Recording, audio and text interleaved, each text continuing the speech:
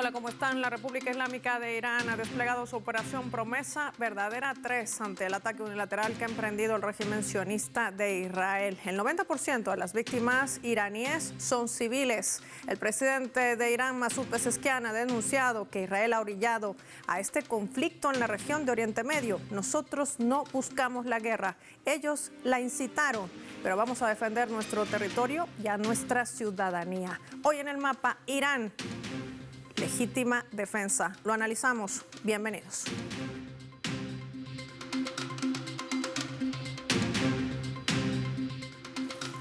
Les proponemos por esta razón desplegar nuestro mapa y revisar algunos datos claves para entender este tercer día de la operación Promesa Verdadera 3.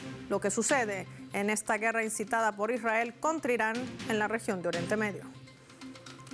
Irán responde a Israel. Vamos a identificar esta región, la tienen allí de color verde, a territorio ocupado por Israel, y de los colores de su bandera estábamos viendo a la República Islámica de Irán. Ahora vamos a ampliar el mapa en territorio ocupado y hay que informar que Teherán ha lanzado esta operación denominada Promesa Verdadera 3 en respuesta a las agresiones militares iniciadas el 13 de junio por el régimen sionista.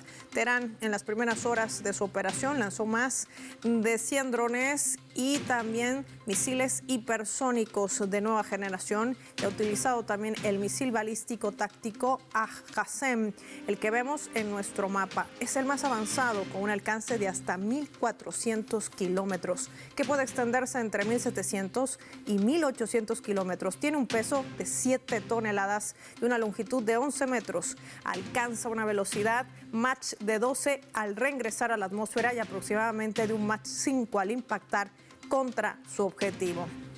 Se han reportado también destrucciones, principalmente en edificios de Tel Aviv. El corazón de Tel Aviv, de este territorio ocupado por Israel, ha quedado prácticamente devastado. Instalaciones también del Ministerio de Defensa, del Ministerio de Guerra de Israel, el Instituto Weizmann de Ciencias, que además es considerado el núcleo tecnológico del sionismo, así como la central eléctrica de Haifa, la fábrica, la compañía militar Rafael en la ciudad de Haifa, que además operaba, recordemos, 24 horas desde el 7 de octubre del año 2023, donde se rearmaban todo el suministro para seguir masacrando al pueblo palestino.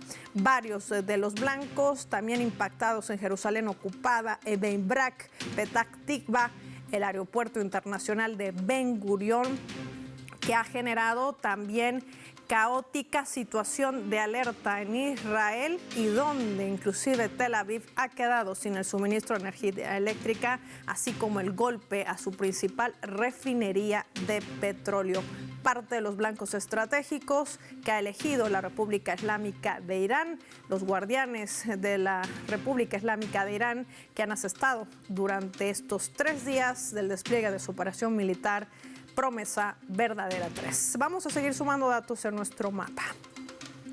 A raíz del inicio de hostilidades por parte de Israel contra Irán, el gobierno iraní está evaluando en una sesión extraordinaria que va a desarrollar en su parlamento poder cerrar el estrecho de Hormuz en uno de sus 2 puntos que trata también en esta sesión. Ahí lo tenemos identificado en nuestro mapa con el radar. Este es uno de los 6 puntos de estrangulamiento marítimo que hay en el mundo, pasos muy estrechos pero cruciales para el comercio marítimo global.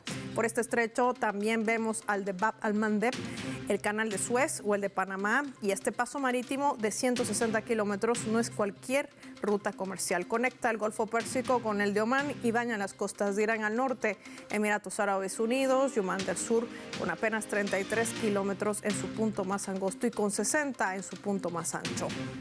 En este estrecho se canaliza más de 20 millones de barriles diarios y representa el paso del 35% del petróleo del mundo comercializado por mar, además del 30% de los suministros mundiales de gas natural licuado. El cierre hipotético de este estrecho de Hormuz provocaría una pérdida de aproximadamente 5 millones de barriles diarios de petróleo para el Golfo Pérsico, entre otras de las naciones que también son las más productoras de este recurso energético en el planeta. Otro de los puntos dentro de esta sesión del Parlamento iraní será también el discutir su salida del acuerdo de no proliferación de armas nucleares, de este tratado que fue ratificado desde los años 70 por la República Islámica de Irán. ¿Qué puede abrir todos estos escenarios? De esto y más vamos a hablar con nuestros invitados.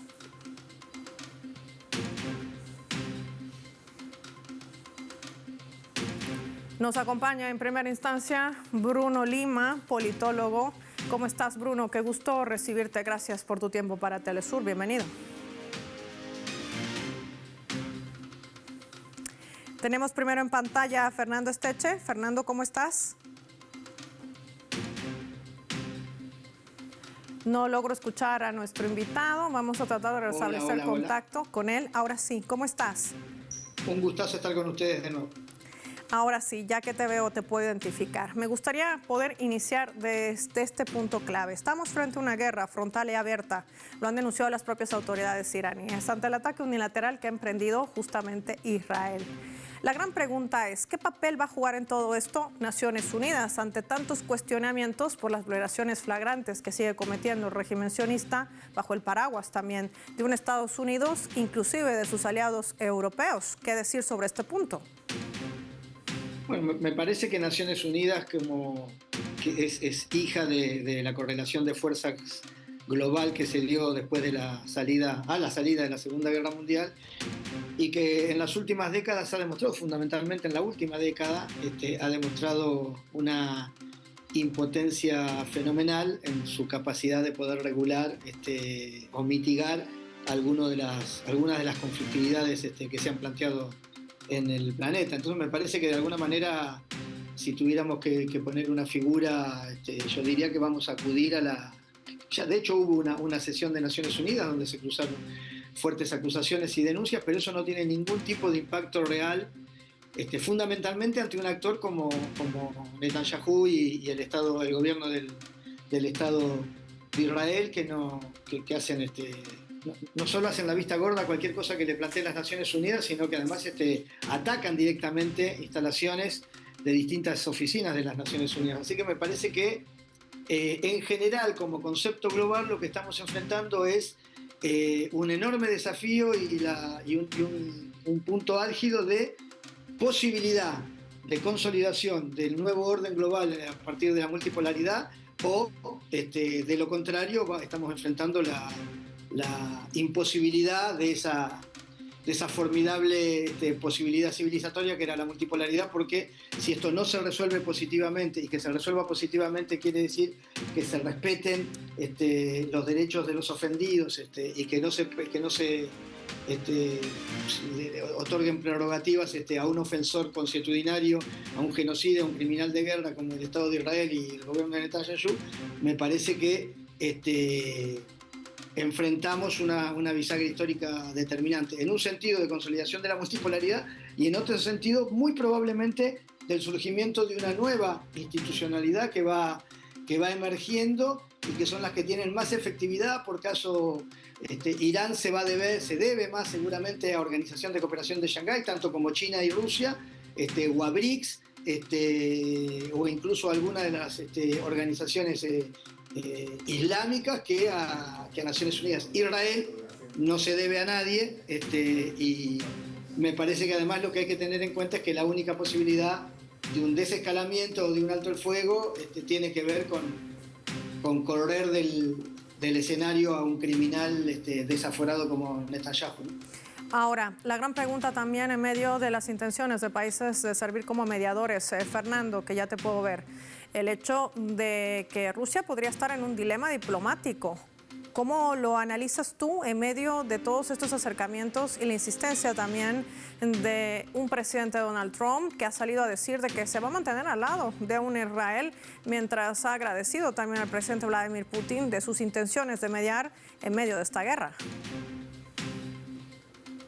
Te escuché muy poquito.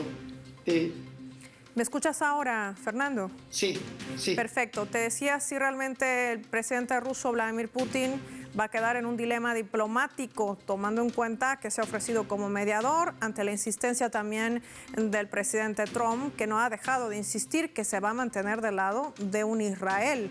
Es decir, se va configurando este mapeo no solamente para la región, sino la implicación que esta guerra puede tener para el resto del mundo.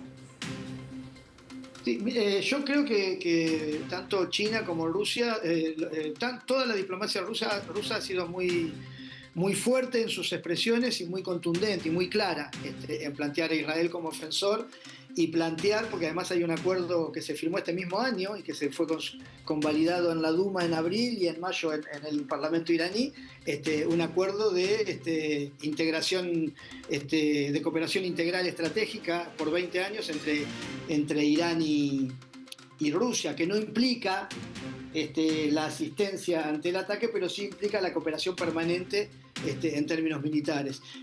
Lo mismo China en el capítulo de la dimensión de la Organización de Cooperación de Shanghái, en el capítulo de defensa. Entonces, Estados Unidos me parece que esto lo ve, y que lo que tenemos que distinguir es que una cosa es el gobierno formal de Estados Unidos, que además está sumergido en una crisis formidable de posibilidad de gobernabilidad, y otra cosa es el Estado profundo, de la misma manera que las relaciones con el Estado profundo europeo, que están asusando el guerrerismo y asusando esta fuga hacia adelante de Israel. Pero la verdad es que tenemos que tener en cuenta una situación para, vos decías al principio, si enfrentamos en una guerra frontal, más allá de la capacidad de disuasión, porque además lesiona toda posibilidad de desarrollo de infraestructura, de producción, de circulación comercial. Están en este momento hablando, vos lo decías, acerca de cerrar Hormuz y probablemente también Yemen cerrando Bab al-Mandab. Estamos hablando de un colapso de la cadena de suministro global, para ser muy claros. Eso todas las potencias, las grandes empresas, todo lo tienen claro. Ahora, Irán no puede desacelerar o desescalar el nivel de defensa que ha planteado sin que eso conlleve además el compromiso de blindar Gaza, de blindar Hezbollah y de blindar Yemen.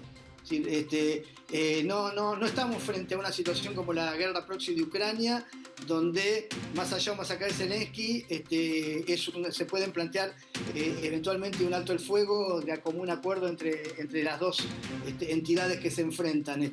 Acá Irán me parece que tiene una responsabilidad que tiene que ver con la guerra, que yo creo que es una guerra de carácter hasta si querés civilizatorio, y que está poniendo en juego todo, está poniendo en juego el acuerdo de no proliferación de armas, porque si Israel comete el error que todos queremos que no cometa, tranquilamente Japón, Corea del Sur, Turquía, Arabia Saudita, inmediatamente el tratado de no proliferación se rompe en sí mismo. Hoy lo está discutiendo Irán eso, y en la medida que eso se rompe, estamos enfrentando una nueva carrera de nuclearización militar en una región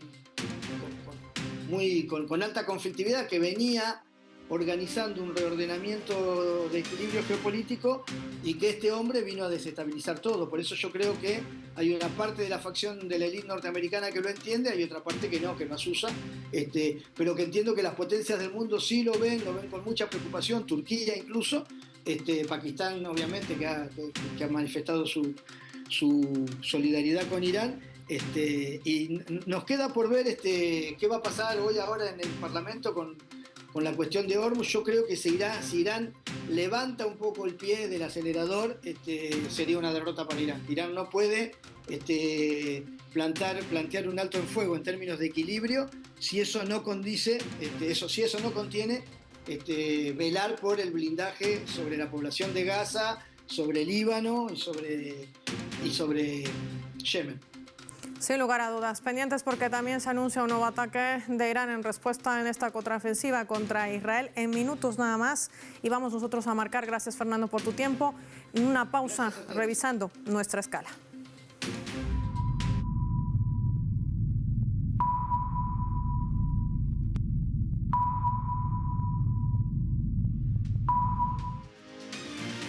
Esta vez a través del portal de Al Mayadin, que está titulando de la siguiente manera: Israel ha bombardeado la sede de la radio de televisión iraní en Teherán. Las fuerzas aéreas de Israel bombardearon este lunes la sede de la radio y televisión iraní en Teherán, causando mártires y heridos. Ha reportado el corresponsal de Al Mayadin. A pesar de la agresión, la presentadora Sahar Emani reanudaba las transmisiones minutos después de este ataque, en un acto que la televisión iraní ha descrito como símbolo de resistencia frente al intento de silenciar al pueblo. El canal estatal ha denunciado que la entidad sionista atacó brutalmente el edificio y aseguró que el objetivo ha sido acallar la voz del pueblo y desmantelar el canal de noticias iraní, una pieza clave en la cobertura de los enfrentamientos actuales de esta guerra que ha sido desarrollada por parte de Israel contra Irán. La televisión iraní ha logrado restablecer sus transmisiones mientras mostraba imágenes de los daños sufridos y reiteraba su compromiso con la cobertura informativa pese a los intentos de censura que justamente emprende el régimen sionista de Israel. Una denuncia que también se han sumado varios medios de comunicación, incluido nuestra multiplataforma Telesur, repudiando este acto de censura, de ataque directo ante el medio de comunicación iraní estatal. De esto y más hablaremos al volver.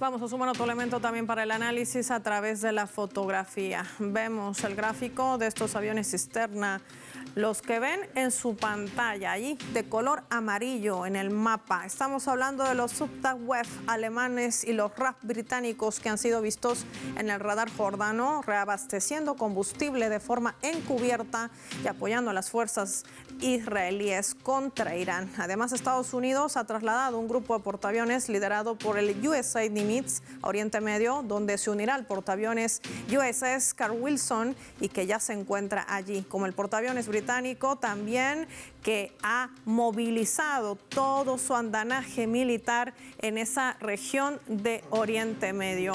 Hay que decir que ha estado recientemente el USAID Nimitz en la región del Indo-Pacífico y actualmente se encuentra cerca de Malasia. Los estadounidenses también están listos con un tercer grupo de portaaviones liderado por el USS George Washington, que ya ha partido de Japón y se dirige a Filipinas. Washington tiene un grupo de 40,000 personas de aviación y sistema de defensa para cubrir a Tel Aviv en esta guerra abierta y frontal contra Teherán, que incluye a buques británicos que han utilizado también sus aviones para tratar de interceptar cohetes iraníes. A lo largo de estos 3 días de la operación Promesa Verdadera 3, se ha visto cómo desde las bases militares en Jordania, Estados Unidos ha tratado de interceptar de manera fallida, también hay que decir, a aquellos misiles hipersónicos que han sido lanzados desde Irán. De esto y más vamos a hablar con nuestros invitados.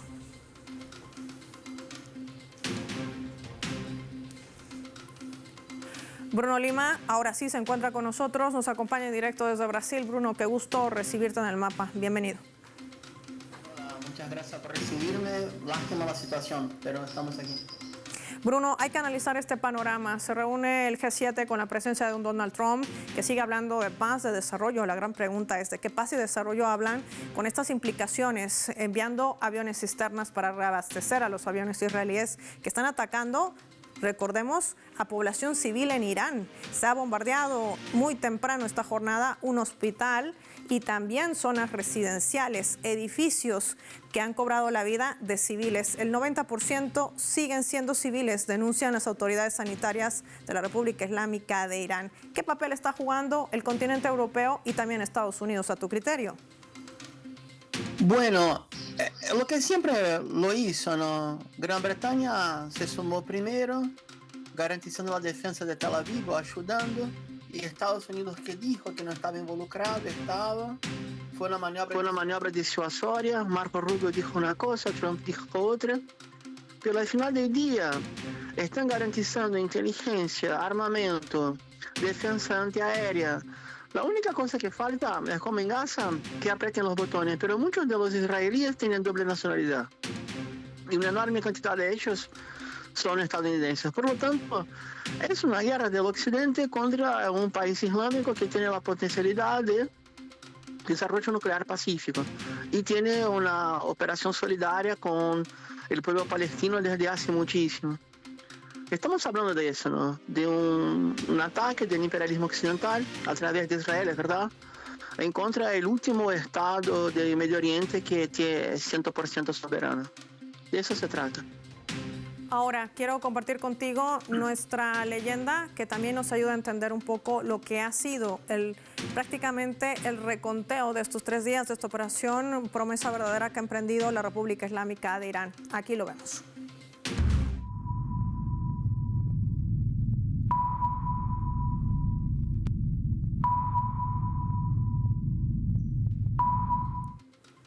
El ministro de Defensa de Israel, Israel Katz, decía esto a través de su cuenta en la red social X, en medio del ataque que emprende contra la República Islámica de Irán, a quien llamaba de dictador en Teherán, que se había convertido en un asesino, con calificativos que tratan de desacreditarlo frente a esa narrativa que implementa justamente las fuerzas sionistas contra la República Islámica de Irán. Pero en la última parte de este mensaje, lo colocamos por favor en la siguiente lámina, él decía que de continuar este ataque se está colapsando las capacidades de defensa de los propios israelíes. Esto es muy interesante para analizarlo, Bruno. Sí, están. Netanyahu lo dijo, pidió ayuda hace 48 horas. Vamos, capaz que puede ser un poco incluso demasiado directo. Israel no existiría ni una semana sin el soporte de Estados Unidos. Sería imposible. Y lo que sí hay que garantizar en este momento, es un tema delicado, pero hay que hablarlo, ¿quién va a garantizar la línea de apoyo logístico y armamento de Irán? ¿Lo va a hacer Rusia? ¿Lo va a hacer Pakistán? ¿Lo va a hacer China a través de Pakistán? ¿Quién lo va a hacer? Porque Irán solo contra Estados Unidos, toda la OTAN e Israel es demasiado, más la complicidad de las monarquías árabes. De esto estamos hablando. Los BRICS van a entrar, la cooperación de Shanghai va a entrar, no de forma directa, pero como entre los gringos, como entre los europeos. Dan casi todo y no aprietan los botones. De lo contrario, hay un riesgo concreto que la República Islámica de Irán tenga una guerra extensiva para masacrar a su propio pueblo, porque tiene el gesto soberano de buscar tecnología nuclear. Así nomás.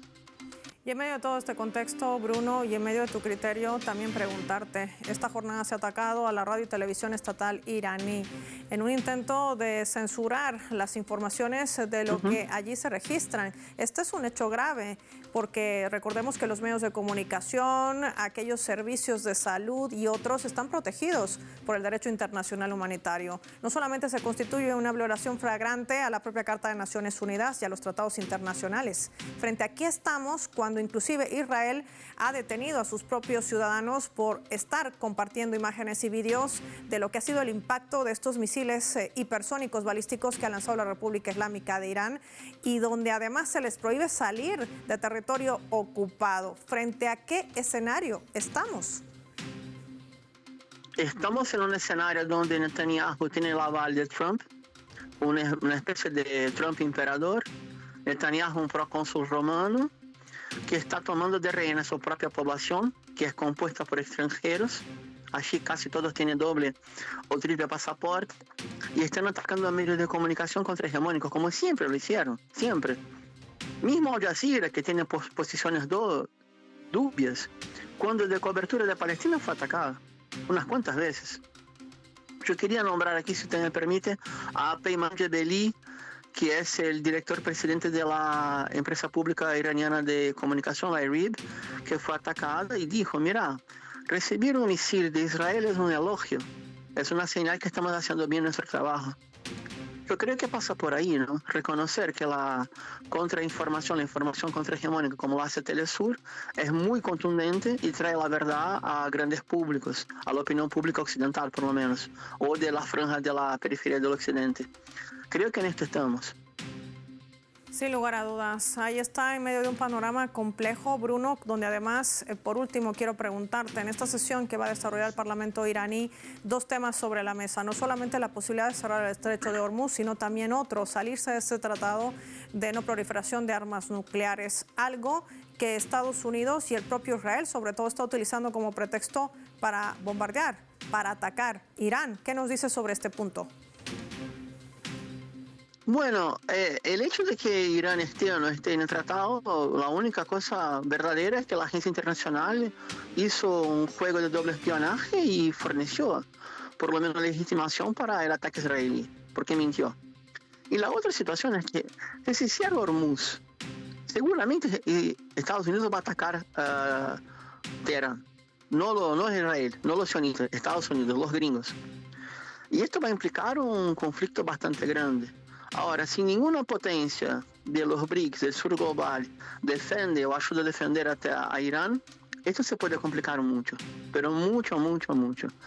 Ojalá que las defensas iraníes tengan condiciones de soportar el avance aéreo sionista y también generar profundas pérdidas en el Estado sionista para que sepa que ningún país soberano puede ser atacado como fue Irán. Ojalá. Y ya lo ha demostrado con esa tecnología que pese a tener las sanciones unilaterales ha desarrollado en misiles hipersónicos. Si sabemos que en Gaza han caído, Bruno, para compartir este dato que es vital, cerca de 250.000 toneladas de explosivos que equivalen a 2 bombas atómicas. Irán no necesita una bomba atómica para generar el impacto que estamos viendo, registrado también a través de nuestra multiplataforma Telesur en esta cobertura, de todo lo que puede implicar de estos blancos militares estratégicos. Estamos hablando de refinería de petróleo, estamos hablando también de la red eléctrica, estamos hablando sobre todo de almacenamientos de armas, de pistas de aterrizaje de donde han salido estos aviones para masacrar a la población palestina. Sobre sus espaldas, sobre las espaldas del sionismo, más de 51.000 personas, 20.000 de ellos son niños. Ese es un tema que no hay que olvidar también en medio del análisis. Como siempre, Bruno, gracias por compartir tu tiempo con Telesur y este análisis valioso para poder entender lo que viene aquí en más en medio de esta guerra frontal abierta de Israel contra Irán. Finaliza así el mapa. Soy Paola Pérez y nos vemos en una próxima edición. Gracias por habernos acompañado.